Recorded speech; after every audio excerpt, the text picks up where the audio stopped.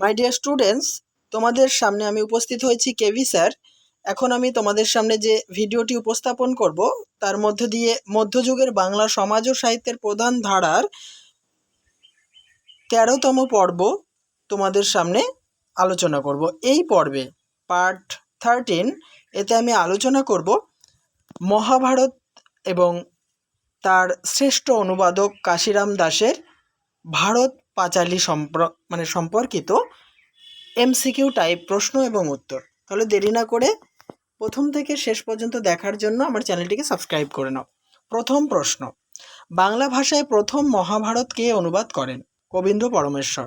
কবীন্দ্র পরমেশ্বর রচিত কাব্যটির নাম কি? পাণ্ডব বিজয়। এটি পরাগলি মহাভারত নামেও পরিচিত। নেক্সট, বাংলা মহাভারতের শ্রেষ্ঠ অনুবাদকের নাম কি? কাশিরাম দাস। কাশিরাম দাস কোথায় জন্মগ্রহণ করেন?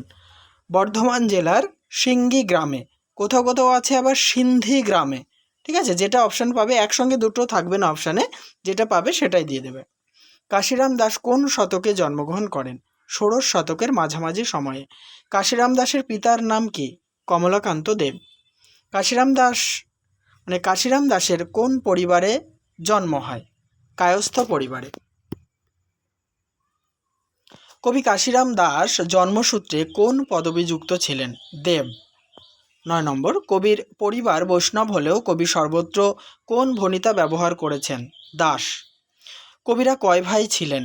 ৩ ভাই, কৃষ্ণরাম, কাশিরাম এবং গদাধর। ১১ নম্বর, কাশিরাম দাস রচিত কাব্যটির নাম কি? ভারত পাঁচালী। কাশিরাম দাসের গুরুর নাম কি ছিল? অভিরাম মুকুটি।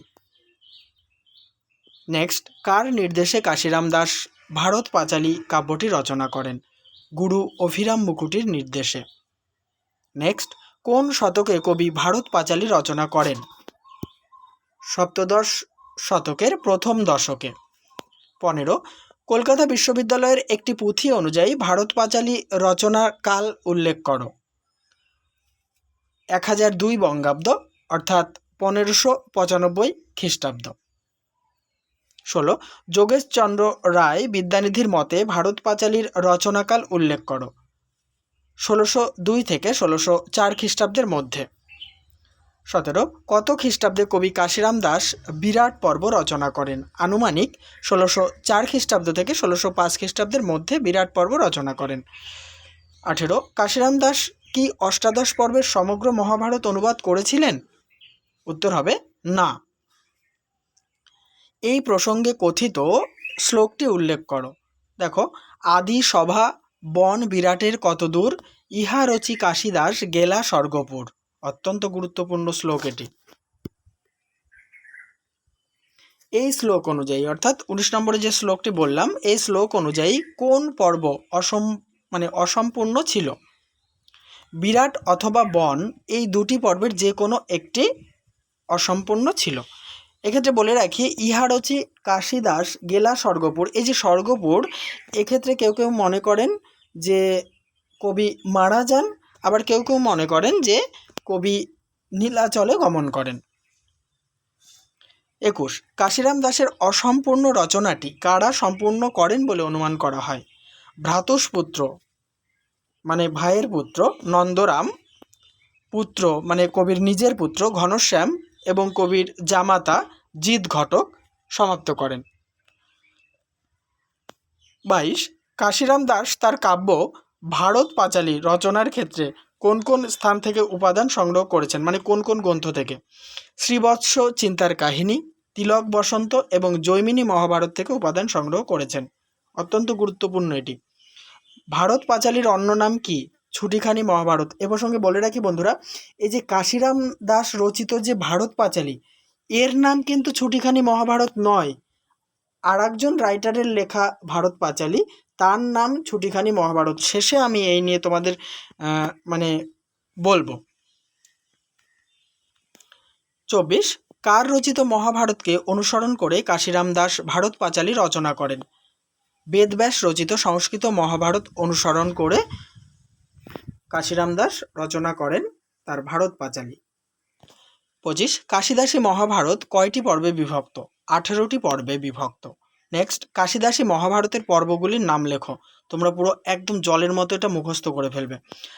দেখো 18টি যে পর্ব ছিল তার মধ্যে প্রথম হচ্ছে আদি, নেক্সট সভা, বন, বিরাট, উদ্যোগ, ভীষ্ম, দ্রোণ, কর্ণ, শলৎ, সৌপ্তিক, স্ত্রী, শান্তি, অনুশাসন, অশ্বমেধ, আশ্রমবাসী, মৌল, মহাপ্রস্থানিক এবং শেষ পর্ব হচ্ছে স্বর্গারোহণ। 27, মহাভারতের 3জন অনুবাদকের নাম লেখো যারা বাংলায় অনুবাদ করেছিলেন। দেখো প্রথম হচ্ছেন কাশিরাম দাস, তার কাব্যের নাম হচ্ছে ভারত পাঁচালী। কবীন্দ্র পরমেশ্বর, তার কাব্যের নাম পাণ্ডব বিজয়, যেটাকে পরাগলি মহাভারত বলা হয়ে থাকে। নেক্সট, শ্রীকর নন্দী, এই শ্রীকর নন্দীর যে কাব্য তার নাম হচ্ছে ভারত পাঁচালী, একে কিন্তু ছুটিখানি মহাভারত বলা হয়। শ্রীকর নন্দী রচিত যে ভারত পাঁচালী কাব্য তাকে ছুটিখানি মহাভারত বলা হয়। 28 নম্বর, কাশিরাম দাস কি মূল মহাভারতের আক্ষরিক অনুবাদ করেছিলেন? উত্তর হবে না, তিনি আক্ষরিক অনুবাদ করেনি, ভাবানুবাদ করেছিলেন। শেষ দুটি প্রশ্ন উত্তর আলোচনা করার পূর্বে বলি বন্ধুরা, অবশ্যই ভিডিওতে লাইক, কমেন্ট এবং শেয়ার করো। চ্যানেলটিতে নতুন হলে সাবস্ক্রাইব করে অল করে দিও। আর গুরুত্বপূর্ণ ভিডিওগুলি দেখার জন্য অবশ্যই প্রতিনিয়ত আমার চ্যানেলের প্লেলিস্ট ফলো রেখো। 29 নম্বর, কাশিরাম দাস তার রচনায় কাহিনী বিন্যাসের ক্ষেত্রে কোন কোন বিষয়ের উপর গুরুত্ব দিয়েছেন? সামাজিক ও পারিবারিক আদর্শকে গুরুত্ব দিয়েছেন। শেষ প্রশ্ন, হে কাশী কবিজ দলে তুমি পুণ্যবান, কাশিরাম দাস সম্পর্কে এই উক্তিটি কে করেছেন? কবি মধুসূদন দত্ত।